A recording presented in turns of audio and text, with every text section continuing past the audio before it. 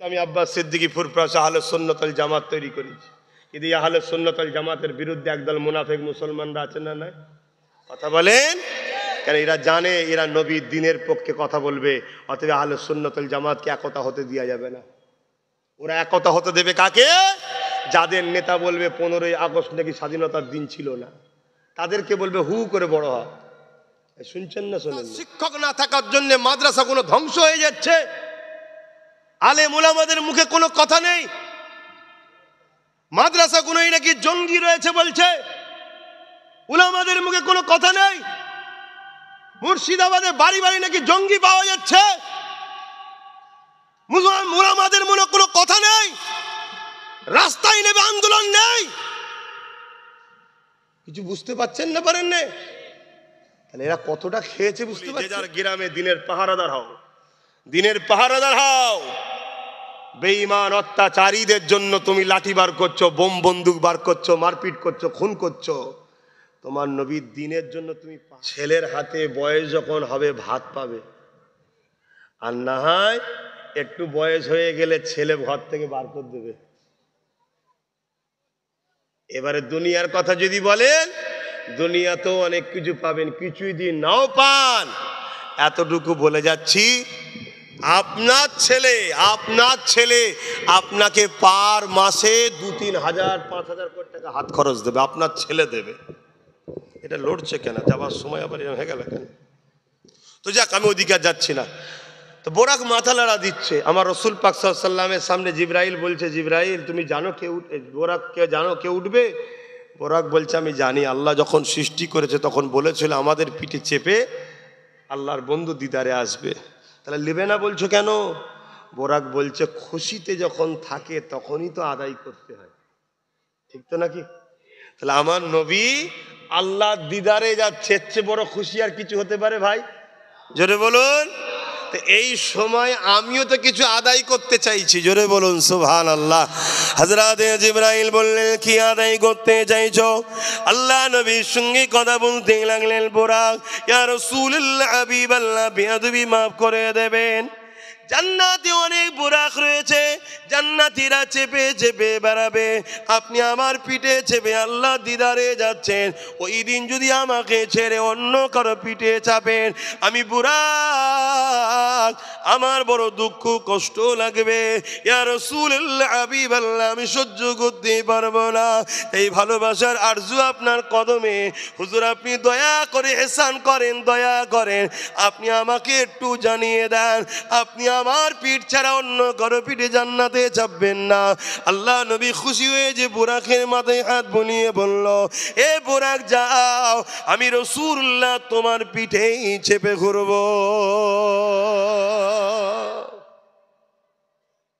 একটা পশু, একটা জানোয়ার, একটা মখলুক, জীব একটা, যার উপরে সওয়ারি করা হয়, জান্নাতি সওয়ারি, সে রসুল চিনল আর মানুষের রসুল চিনতে পারলো না।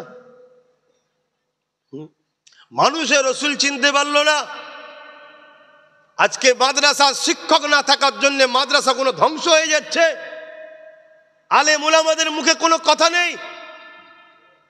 মাদ্রাসাগুলোই নাকি জঙ্গি রয়েছে বলছে, উলামাদের মুখে কোনো কথা নেই। মুর্শিদাবাদে বাড়ি বাড়ি নাকি জঙ্গি পাওয়া যাচ্ছে, উলামাদের মনে কোনো কথা নেই। রাস্তায় নেবে আন্দোলন নেই। কিছু বুঝতে পারছেন না? পারেন না? তাহলে এরা কতটা খেয়েছে বুঝতে পারছেন? এত বলার পরেও যদি নাফতো তাও নাই বুঝতাম। খুব সাবধান হন, চিনুন, কথা শুনুন। একটা বোরাক সে মানুষ নয়, আল্লাহরই সৃষ্টি, কিন্তু আশরাফুল মখলুকাত মানুষ, জীব জন্তু, জান্নাতি একটা সওয়ারি, সে রসুল চিনেছে আর মানুষের রসুল চিনতে পারলো না। এ বিষয়ে আর একটা কথা মনে পড়েছে, বলে দি। আল্লাহ নবী একদিন মদিনা নববী শরীফে বসে রয়েছে, ঠিক এমনই সময় এক সাহাবী চলে আসলেন আমার নবী পাকের দরবারে, এসে বলতে লাগলেন, ইয়া রাসূলুল্লাহ, হাবিবাল্লাহ, হুজুর আমার একটা উট ছিল, ওই উটটা খেপা পাগল হয়ে গেছে, মানুষকে দাঁড়িয়ে দাঁড়িয়ে ধরে ধরে কামড়াতে লেগেছে। এ যুবকেরা, তরুণীরা, বাপেরা, আল্লাহ নবী, নবী, দয়া নবী এই কথাটা শোনার সাথে সাথে ওই সাহাবীকে একবার বলেন, বাবা সাহাবী রে, তোমার উটটা খেপা হয়ে গেছে, ওকে পশু ডাক্তারের কাছে নিয়ে যাও। এটা রসুল বলেন। রসুল্লাহ সাহাবাদেরকে বললে, চলো তো বাবা গিয়ে দেখি ওই পশুটার কি হয়েছে। বাবা যে দেখে, আল্লাহ নবী যখন ওই পশুটাকে দেখতে চলে গেল, এ যুবকেরা, তরুণেরা, সঙ্গে সাহাবা হুজুররা রয়েছে, ওই পশুটা মানুষকে তাড়িয়ে তাড়িয়ে ধরে ধরে যাচ্ছে, মানুষকে কামড়াতে লেগেছে। এ যুবকেরা, তরুণীরা, বাপেরা, নবী পাক ওই পশুটার দিকে যখন আগিয়ে যায়, ধরুন নবী আমার এই দিক দিয়ে আসছে, পশুটা ওই দিকে মানুষকে তাড়িয়ে তাড়িয়ে যেতে লেগেছে। এখন পশুটার মুখ ওই দিকে রয়েছে, উটটার মুখ ওই দিকে রয়েছে, রাসূলুল্লাহ উটটার পিছন দিক দিয়ে যেতে লেগেছে। আল্লাহ নবী সাহাবারা বললে, ইয়া রাসূলুল্লাহ, হাবিবাল্লাহ, আপনি যাবেন না হুজুর, ও মানুষকে ধরে ধরে কামড়াচ্ছে। আল্লাহ নবী বলেছিলেন, আমার সাহাবারা, ওই উটটা মানুষকে ধরে ধরে কামড়াচ্ছে ঠিকই কথা, কিন্তু তোমার নবীকেও কামড়াবে না, কেননা ওই উটটা তোমার নবীকে চেনে। আরো জোরে বলুন সুবহান।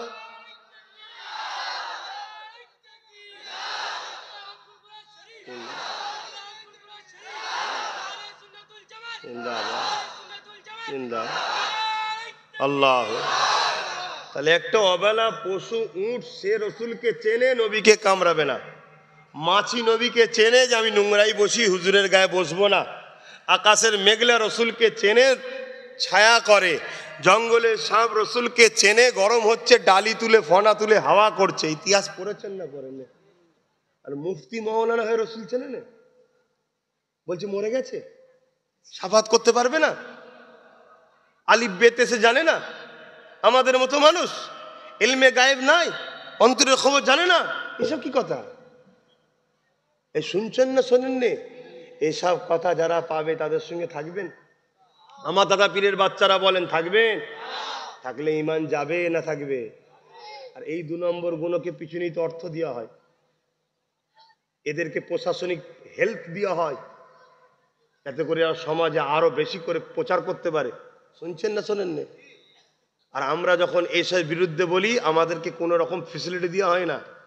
আর আমরা কোনো ফেসিলিটির পড়াও, জোরে বলো, কেন? আমরা একজনের মুখাপেক্ষী। জোরে বলো, আল্লাহ। আল্লাহ নবী চলে গেলেন, বুরাকের পিঠে চাপলেন, ওখান থেকে বাইতুল মুকাদ্দাসে গেলেন, যেটা মসজিদ আকসাকে বলা হয়। জেরুজালেমে যেটা রয়েছে, প্যালেস্তাইনে যেটা রয়েছে, যে মসজিদ আকসাকে ভেঙে দিবার জন্য দুনিয়ার সুপার পাওয়ার জালিম সন্ত্রাসগুলো চেষ্টা করতে লেগেছে, কিন্তু এই মসজিদ আকসাকে কখনো কেউ মিটাতে পারবে না। কেন? আমার নবী পাক জানিয়ে দিয়েছে, বাইতুল মুকাদ্দাসের চতুর্দিকে আল্লাহ পাক একদল মানুষকে যুগে যুগে যুগে যুগে বাঁচিয়ে রাখবে, যারা দুনিয়ার কারো পাওয়া করবে না, এবং দুনিয়ার কোনো শক্তি তাদেরকে নত দমাতেও পারবে না। যুবকেরা, তরুণেরা, বাপেরা, এ নবী পাকের প্রেমিকেরা, আরে সত্য কথাই তো, কোন মায়ের 2 সন্তান, 2জন মরে গেছে, স্বামী মরে গেছে, ওই মায়ের মুখে তখনও হাসি রয়েছে। মা রে, তোমার 2 বাচ্চা ছিল চলে গেল, স্বামী ছিল চলে গেল, মা তোমার চোখে পানি নেই, হাসি কেন? মা বলতে লেগেছে, ব্যথা তো হয় রে, তবে শোনো, আল্লাহ পরীক্ষা করছে, আল্লাহ জিনিস আল্লাহ আলিয়ে নিয়েছে। এ না জওয়ান তরুণেরা, ছেলে বাবেরা, আজ তুমি আমি সামান্য আঘাত খেলে, আজ তুমি আমাকে সামান্য হুমকি দিলে, আজ তোমাকে আমাকে সামান্য ভয় দেখালে বা 2-4 দিন জেলে দিলে তোমার আমার কলিজা কেন শুকিয়ে যায়? এই কারণটা হলো তোমার আমার ইমানের দুর্বল। যখন তুমি জুলুম করো না, যখন তুমি অন্যায় করো না, তোমার ওপরে যতই যায় ঝড় আসুক না কেন, তুমি কখনো ঘাবড়ে যাবে না, কারণ আল্লাহ তোমার পক্ষে রয়েছে। এই পরীক্ষায় যদি আল্লাহ তোমাকে শহীদের দরজা দিতে চায়, তাহলে তুমি মারা যাবে, বেহিসাব জান্নাতি হয়ে যাবে। আল্লাহ যদি এই পরীক্ষায় তোমাকে গাজী বানাতে চায়, তাহলে তুমি বিজয় লাভ করবে, পরকালেও জান্নাত, দুনিয়ায় সম্মান পাবে। আল্লাহ তোমাকে পরীক্ষা নেবে। এ যুবক শুনে রেখে দাও, জেনে রেখে দাও, এই পৃথিবীর জমিনে চিরস্থায়ী তুমি আমি নয়। আল্লাহ নবী বাইতুল মুকাদ্দাস মসজিদে আকসাতে চলে গেলে, ওখানে যে জিবরাইল সাল্লাম নামাজ আজান দিলেন, সমস্ত নবীরা কাতার দিয়ে দাঁড়িয়ে আছে, ইমামতির জায়গাটা ফাঁকা রয়েছে, ইমামতিটা কে করবে? আল্লাহ নবী জিবরাইল সাল্লাম আজান দিবার পর আমার নবী পাকে নূরের হাতটা ধরে ইমামতির জায়গায় দিয়ে বলল, ইয়া রাসূলুল্লাহ, আপনি ইমামুল আম্বিয়া। আরো জোরে বলুন সুবহান। নারে দিবে লব্বাইক লব্বাইক, হাত তুলে তুলে লব্বাইক লব্বাইক লব্বাইক লব্বাইক লব্বাইক, নারে দিবে। অর্থাৎ হুজুর আমরা গোলাম হাজির আছি, জোরে বলুন সুবহানাল্লাহ। কি জন্যে? আপনার দিনের পাহারাদার হিসাবে, জোরে বলুন সুবহানাল্লাহ। প্রত্যেকটা যুবককে বলি, যে যার গ্রামে দিনের পাহারাদার হও, দিনের পাহারাদার হও। বেঈমান অত্যাচারীদের জন্য তুমি লাঠি বার করছো, বোম বন্দুক বার করছো, মারপিট করছো, খুন করছো, তোমার নবীর দিনের জন্য তুমি পাহারাদারটা হতে পারবে না? হ্যাঁ, তোমার নবীর দিনকে কেউ মিটাতে চাইলে তোমার গ্রামে তুমি রাত তার প্রতিবাদ করো, যে যার গ্রামে নবীর দিনের পাহারাদার হও। আমার গ্রামে নবীর দিনের বিরুদ্ধে কোনো কথা চলবে না। শুনছেন না? শোনেন না? তাহলে এইভাবে যদি প্রতিটা গ্রামে আমরা নবীর দিনের পাহারাদার হই, তাহলে প্রতিটা গ্রামেই নবীর দিনের বিরোধীকারীরা ওই জোকের মুখে নুন দিয়া টাইপের চুপ করে বসে থাকবে। ঠিক না বেটি? তোমাকে বাইরের গ্রামলে ভাবতে হবে না। এজন্যই তো আমি আব্বাস সিদ্দিকী ফুরফুরা আহলে সুন্নাত ওয়াল জামাত তৈরি করেছি। কিন্তু আহলে সুন্নাত ওয়াল জামাতের বিরুদ্ধে একদল মুনাফিক মুসলমানরা আছে না? নাই? কথা বলেন কেন? এরা জানে এরা নবীর দিনের পক্ষে কথা বলবে, অতএব আহলে সুন্নাত ওয়াল জামাতকে একতা হতে দেওয়া যাবে না। ওরা একতা হতে দেবে কাকে? যাদের নেতা বলবে 15ই আগস্ট নাকি স্বাধীনতার দিন ছিল না, তাদেরকে বলবে হু করে বড় হয়। শুনছেন না? শোনেননি? আর ওরা আহলে সুন্নাত ওয়াল জামাতকে দমিয়ে রাখবে। তাহলে মুসলিম সূরাতে ওরা মুসলমান না মুনাফিক? জোরে বলেন। হ্যাঁ, তাই আমি প্রত্যেকটা নবীর প্রেমিককে বলবো, যুবককে, যারা এখনো ঢোকেননি, সব আহলে সুন্নাত ওয়াল জামাতের মধ্যে জয়েন্ট হন। গ্রামে 30, 40, 50টা করে যুবক ছেলের ইউনিট করুন। আপনাদের একটাই কাজ, আমার গ্রামে আমার নবীর দিনের পাহারাদার আমি। আমার গ্রামে বাৎসরিক নবীর আলোচনা সভা হবে, সেটা আমরা করব।